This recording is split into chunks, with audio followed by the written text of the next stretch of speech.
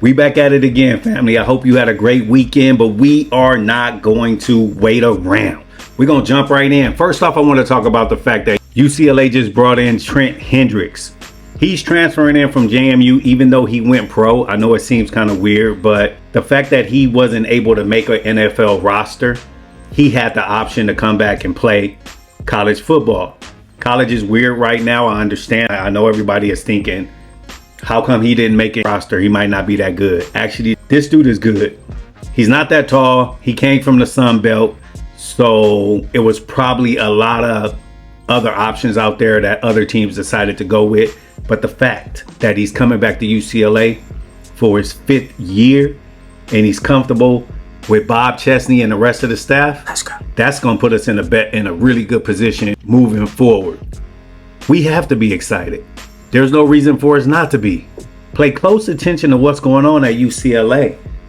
JMU made the college football playoffs last year. Why would we not want a kid that's going to come in and add value immediately? Is it going to disrupt the chemistry? I don't think it will. Is somebody going to get butthurt because they don't get a chance to start? Probably so. We need to look at it from a fan's perspective and say we want the best players on the field. Y'all with me? Let's go. Let's get it. UCLA recruiting is red hot. Rivals. They're jumping back in and they did a video. And you know, if you're talking UCLA, then we're covering you. And don't forget, if you enjoyed the video, hype me up, please. Hype me up. It's going to really help push this UCLA content. Let's go. Now we're talking UCLA 2028 dream class, best of the best here. So 2027, Greg, essentially wrapped up 23 commitments. Let's talk about what's been the biggest win. 23 commitments, top 20 class here. What's been the biggest win for Bob Chesney in this class in 2027? I'm going to give you 3 very quickly, Josh. How about a guy named Juju Johnson, Long Beach Poly, and I'm going to throw in Playmaking and also George Toya, because all 3 of those guys are elite, top 300. Right. You know what? I like who they have up there, but they're leaving somebody out. They're leaving a lot of people out, actually, but they're only going to go over a few. But I'm going to tell you right now, you guys, Kiko Friene coming out of Chaparral, he is going to be a monster. I'm not sure if you guys been paying attention to what's going on with that kid, but if he was taller, then he would be a 4-star. Trust me. They're looking at his height and they're using it against him. But the fact that UCLA knows better and they know what they got, look out for Kiko, man. Kiko is going to be beast mode. He's already a dog. The fact that he was our first commit at UCLA, Bob Chesney snatched him up early. Understand what's going on. Those kids, and UCLA wasn't even their top 5, probably in January. Okay. When you have to rally and you're able to rally and beat out some heavyweights. I mean, Juju was a big Oklahoma lead. He had a commitment date planned, and they said, I'm gonna hold back. Playmaking was a reclass from 28 to 27. And the reason why he was going to reclass was because of Ole Miss and USC were both pushing him pretty hard to do that. Those were the top 2. UCLA kind of came in, got him on campus. And then George Toya, younger brother of Dallas Cowboy D tackle Jay Toya. Again, I talked to George at the Polynesian Bowl in January. UCLA wasn't even mentioned by him. Again, got him on campus, and they all said the same thing, man. The new energy from the staff, the vibe, Bob Chesney, we believe in this guy. He's going to turn this program around. It just feels different. You keep hearing that it just feels different. It does. There's a different energy. There's a different type of vibe there. We believe in this guy. He's a winner. He's won everywhere I remember covering Rivals earlier when Bob Chesney first got hired. They didn't have the same kind of energy. They knew UCLA, they knew Bob Chesney was going to be good, but at the time they wasn't sure about the program yet because they didn't know who was going to commit and who wasn't. To their defense, now they actually see the class of 2027 and they're creating a video talking about 2028. So their energy has changed, and it should. Let me explain something to you guys. Bob Chesney is a winner. I'm going to keep telling you that over and over again until you actually buy into it. He's been a head coach for over 20 years. This is not Deshaun Foster. This is something completely different. Class of 2027 is stacked. This year coming up, this team that's already going to hit the field, adding Trent Hendrick, that already put UCLA in a better position. So if you took those odds in Las Vegas to where it was only 6 games, and now that they added Trent Hendricks, you put yourself in a real good position. Gone, and we're buying in. So all 3 of those guys, Josh, top 300 players, top 150 probably. I like all three of those guys as big pickups for UCLA. Yeah, felt like Me too. when those, especially the names you mentioned, when those guys announced, hey, we're narrowing our list down to a top 4, top 5, it was like, oh, UCLA's making these lists now. And then it was like, oh, Bob Chesney's landing some of these guys now. It happened real fast. So let's turn the page. Let's talk 2028 dream class scenario. And why not start at the quarterback position? Dominoes are falling. We know USC grabbed their quarterback. So okay, so this is news to me, because if UCLA picked up a 2028 quarterback, then it wouldn't be news to all of us. I already told you guys in the last video, in one of the last videos that I created, if you're not following the channel, you need to lock in, because you're missing out. We did not get Brady Edmonds for 2027. We already have 3 top prospects for 2028. I'm looking at Josiah Boyd here. He's an in-state guy.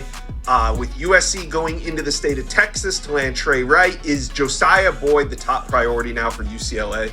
Absolutely. I mean, he was, regardless of what USC was doing. Now, I see what you're saying. USC, I think Boyd was looking at USC at 1.2.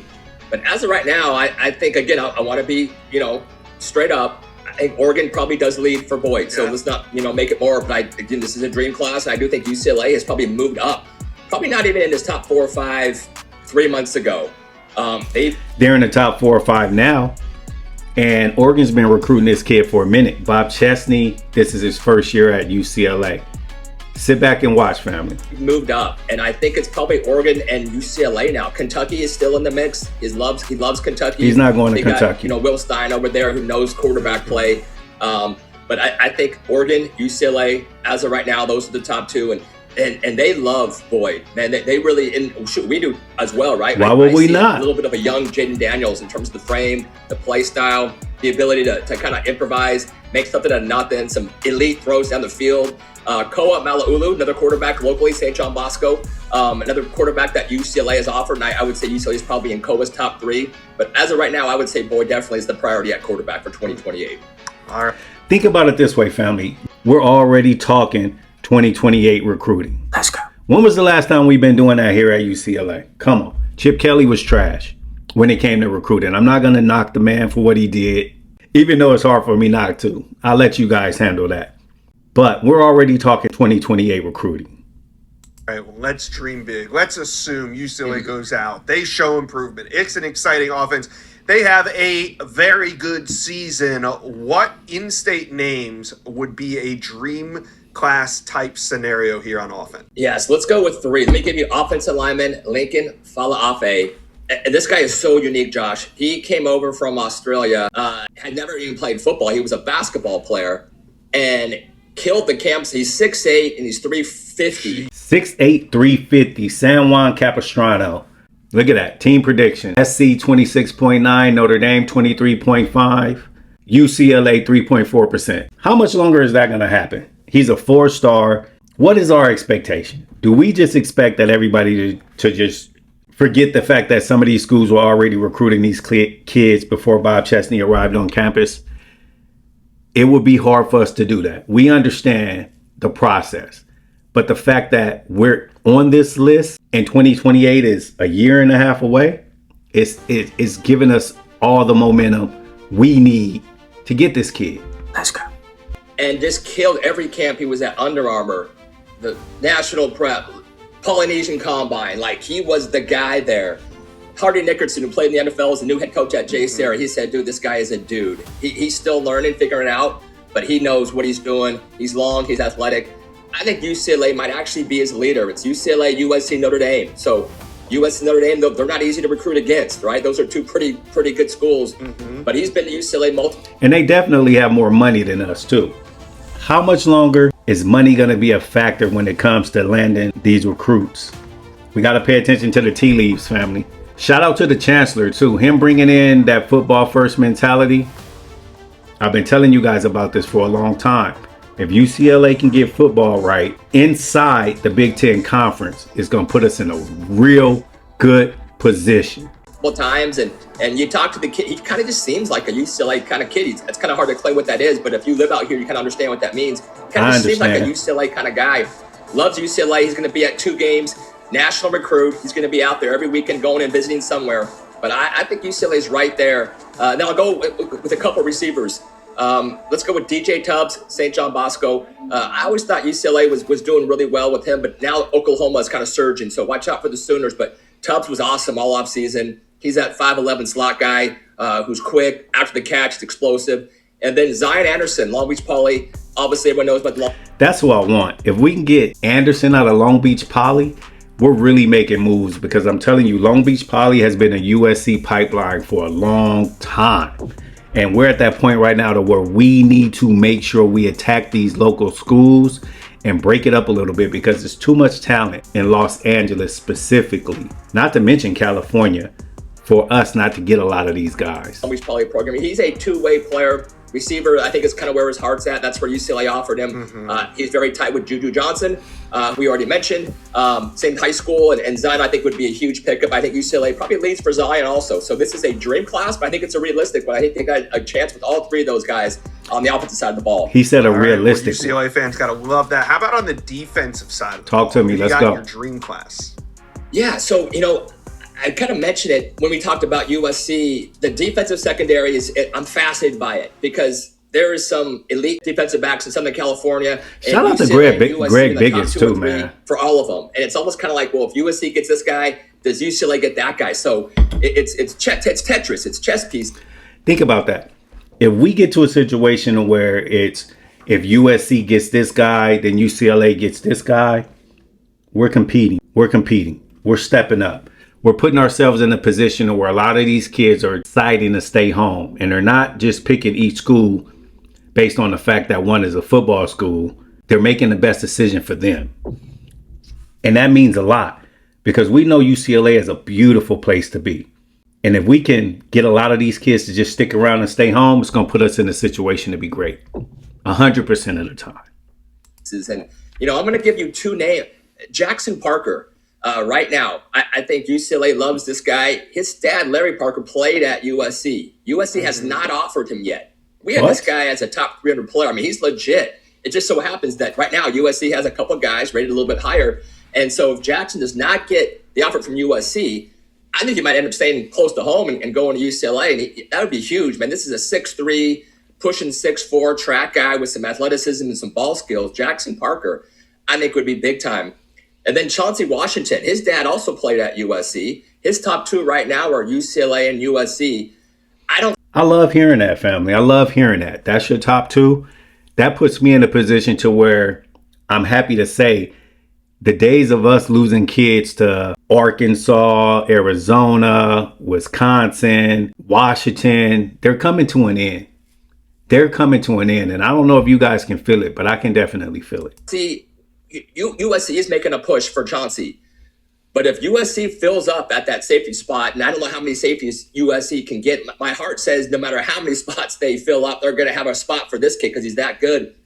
But if they don't get Chauncey Washington, I think UCLA is probably right there. I think they're probably number 1A, 1B. Wow. Getting those two would be kind of fascinating for me. And then a linebacker I'm going to throw out there, Alan Connect, Servite High School. He's looking out of state, Texas, Michigan State, but locally he does like UCLA. He also does like USC. They're all kind of battling for. He goes to Servite. He's looking at out of state, Michigan State. What's the connection there? Why would we lose a good kid to Michigan State? I want you guys to think outside the box. Why would we lose a good kid to Michigan State? We should not, and we should never. That's why we need to build out this program and allow Bob Chesney to be great. And he needs our support, and we're here to give it to him. This guy, and I think Connect's got a chance to be pretty special. So UCLA's kind of fighting the fight with a lot of national recruits that are close to home. Yeah, they are absolutely mixing it. And a lot of these national recruits that they're talking about are from California. What's that tell you about? So let's just assume that UCLA kind of keeps on this trajectory. They hang on to the momentum that they've had this entire offseason. Let's go. They have a good fall. This 2028 class that we're dreaming up, does it have top 20 potential, top 10 potential? I mean, the 2027 class currently sits at number 17 overall in the country. 2028 is going to be better. Thank you. Yeah. No, again, I had a conversation off air. What if UCLA goes out and wins? Because historically, UCLA's always been able to recruit well. When I hear people say, what if UCLA goes out and wins? Come on, man. Like, you give us all this credit. You see what's going on campus, and you still say, what if UCLA goes out and wins? Sit back and watch. Just sit back and watch. You know, I'm tired of trying to convince the people, the naysayers that's not inside of our ecosystem. But shout out to On 3. I'm not taking any jabs at them. They do a great job when it comes to reporting on UCLA. It's just different from my perspective and our perspective because we've already witnessed what if we don't win. Now we're hyped up and ready to win. So we know we're gonna win. You got to manifest it. You got to manifest it. You got to put it out there. Without having a lot of on-field success, just because it's Southern California and kids want to stay home and parents want their kids to stay. If they go out and win, and I think it's a successful season if UCLA wins 8 games. Right. That's not successful. If you're in Alabama, that's a terrible year. But okay, put that in perspective. I think we're going to win 9 games, and some people say, Wes, you're just a homer. I am a homer. Let's check that box. But he said it's a successful season if UCLA wins 8 games. A lot of us feel like it's a successful season if we make a bowl game, just based off where we've been the last 2 seasons. What do you guys think? Jump in the comments. What's a successful season this year for UCLA? 6, 7, 8 wins? You know I'm on record for saying 9, and I'm sticking to that, okay? if you're at UCLA in Bob Chesney's first, they win 8 games. That's pretty dang. You can sell that, right? You can sell, hey, we're going like this. You know, we're going in the right direction. I think it's very realistic, Josh. I think a top 10 to 15 class is definitely possible. They'll have to probably go national, right?